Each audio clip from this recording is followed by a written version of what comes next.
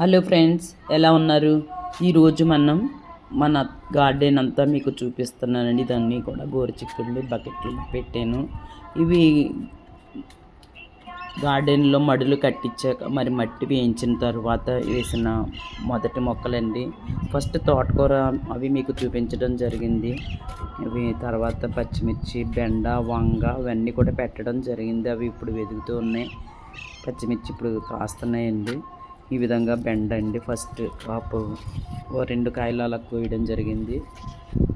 బెండ తర్వాత టమాటా, వంగ ఈ విధంగా మడుల్లో వేయడం జరిగిందండి.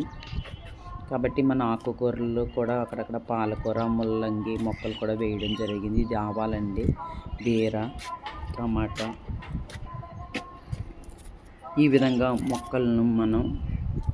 మన మొక్కలను మనమే పండించుకోవడం ద్వారా ఆకుకూరలు, గోంగూర అండి, ఇది సపోటా, ఈ విధంగా కీరా కూడా ఇక్కడ ఉంది.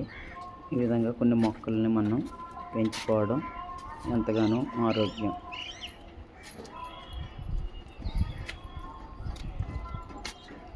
ఈ విధంగా గార్డెన్ అంతా పసుపు అండి అది.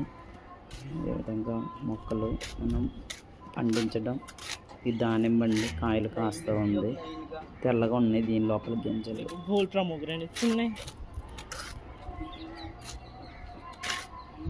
బెండ అండి, బీర, ఆనప ఇవన్నీ కూడా మరి ఒక టబ్బల్లో వేయడం జరిగింది.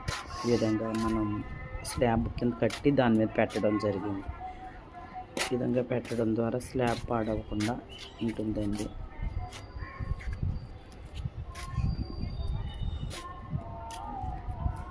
ఇక్కడే గోరింట కూడా ఉందండి. వంగ మొక్కలు ఈ విధంగా ఉన్నాయి. పచ్చలి వంగ.